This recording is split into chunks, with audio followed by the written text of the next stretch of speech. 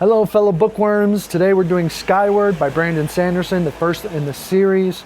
I gave this overall 3.5 out of 5, however the first half of the book I was probably leaning towards like a 2 out of 5, and at the midpoint like 2.5, and then with our typical Sanderlanche definitely boosted it up to a 3.5 out of 5.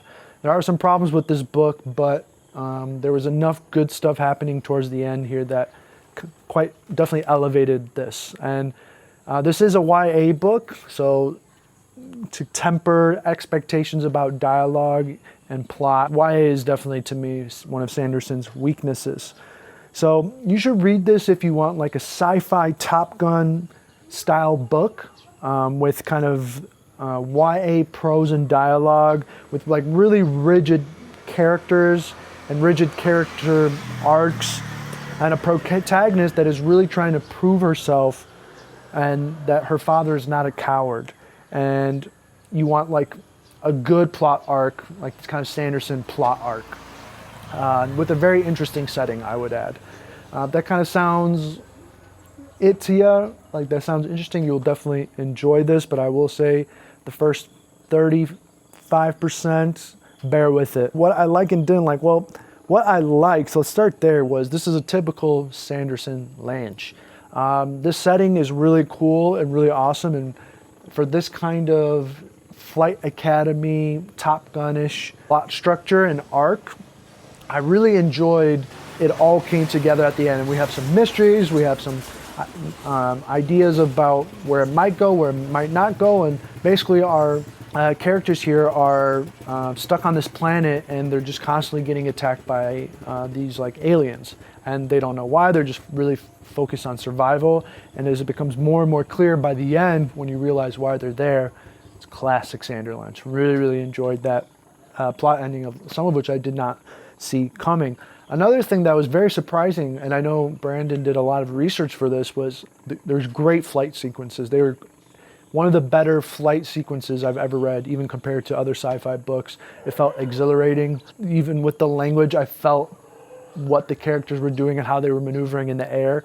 It's one of the much better flight war descriptions I've ever read, surprisingly. And I think Brandon did a lot of research, and it really shows, and especially in the sci-fi setting, that Top Gun-ish.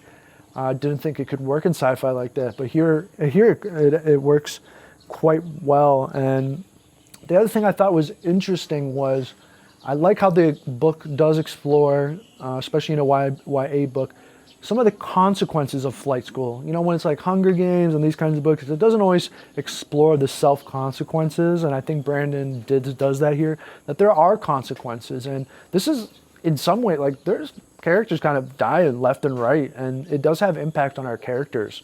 And I like that it's kind of realistic in that way, that flight, especially the intensity of flight school or something similar to something like this, that there are consequences on our characters, like mentally, physically, but definitely emotionally, and that kind of wave of emotions is explored. And I think YA books don't always do that, and it does it quite well here. And then just to re-emphasize, the plot and setting, especially the setting, was cool. It was unique, and especially the second half of the book, the plot really got going.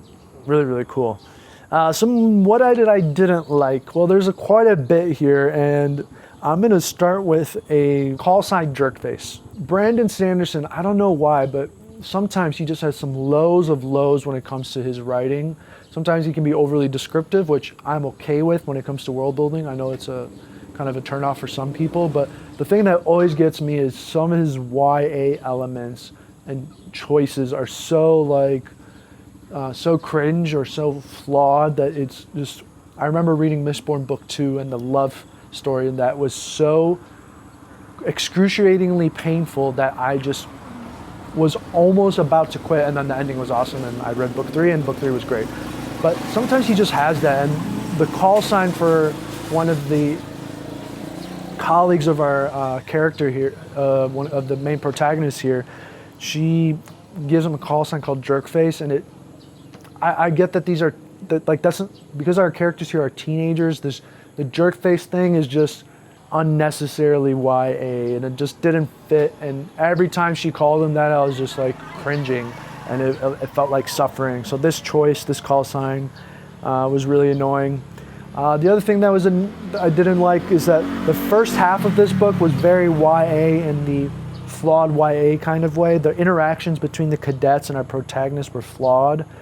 They were nice at times, but and at least the other thing is that the protagonist, she was very annoying in the first half. Her stubbornness, to the point, she was so stubborn to the point where she was unlikable. At some points, that's even not enough.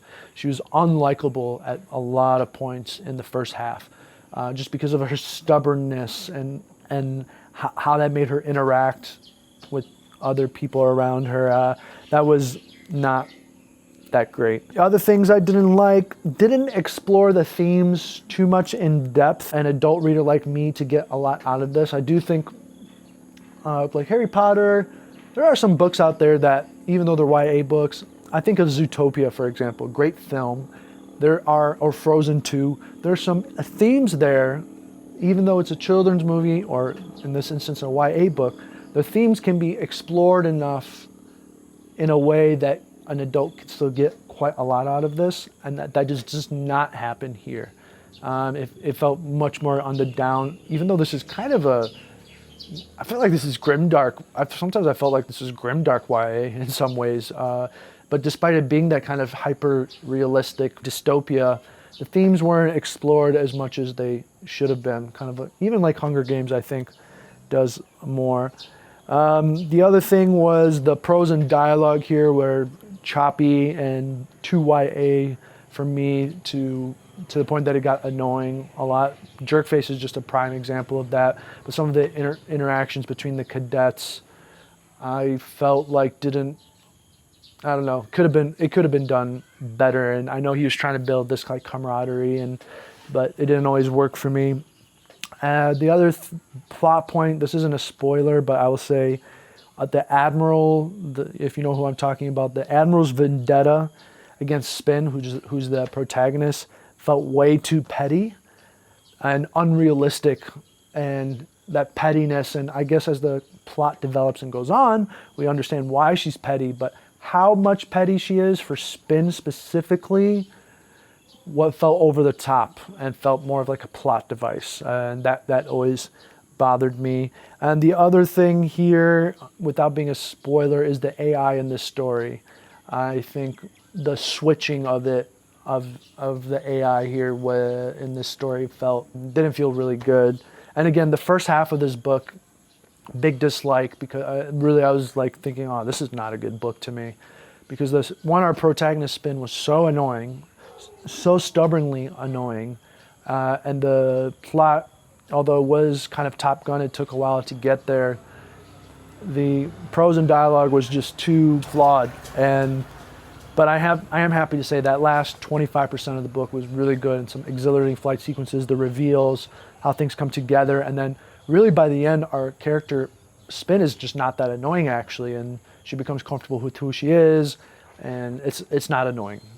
She's not an annoying character by the end, so that's why I actually did give it 3.5 out of 5, and I do think that this could be a good starting point for some people. So the highest form of rating that I gave this was definitely the enjoyment, which is 3.75 out of 5, and a big reason for that is the Top Gun mechanic, the Top Gun Academia was fun to read, enjoyable to read. The flight sequences, the way that it the academic Top Gun ingratiated itself within the plot and the plot reveals, like it fit and made sense, and it's very unique the way it was done. And also I will say that the flight school wasn't just the whole book, like there was enough realism, like they had a lot of like sequences where like it just became reality, like it's not a simulation, and real life consequences, like it wasn't too stuck in that setting. And so I found that's why it was enjoying to read the second half, like really, really enjoyable to read. But man, the first 25% was brutal. Characters I gave 3.25 out of 5, slightly above neutral, just because some of our side characters were good to read, and I liked the roles that they had to play. And shout out to I'm forgetting his name, but the mentor and teacher for the, was definitely a standout, good to read. Emotional impact, 3.5 out of 5. You don't spend enough time with some of these characters to feel some of the deaths that occur throughout the book, but I will say that there was enough there sometimes where you felt the impact of the deaths on our characters, if that makes sense. Like, you personally didn't feel it, but it was good enough to feel it on the impact on our other fellow characters, and I like that a lot. Themes and thought-provokingness, I only gave 2.5 out of 5. Just not a lot of exploration, not a lot to get out of here as an adult. And even for YA, I think there is that always believe in yourself trope. Consequences of pushing yourself too far, I did like that. But other big themes and thought-provokingness, didn't get that here. World building, 3.5 out of 5, above average. The setting that Sanderson here creates is good, but is very good, the setting specifically, but the world building in and itself, meaning how the different societies might be in these cave systems, this kind of stuff, the academia, that stuff isn't that well developed, so that's why I only gave it 3.5. Prose and dialogue is by far the worst. I gave it only 2 out of 5, just way too YA and beneath par, and one of Sanderson's worst written books, but still better than other authors probably. Plot and structure, I gave 3.75 out of 5. Just going to repeat the same that I've said. Sanderson plot. You're going to get that here at the end. So definitely enjoy that. Let me know what you guys think. I'm definitely going to continue on with this series. Let me know what you guys think.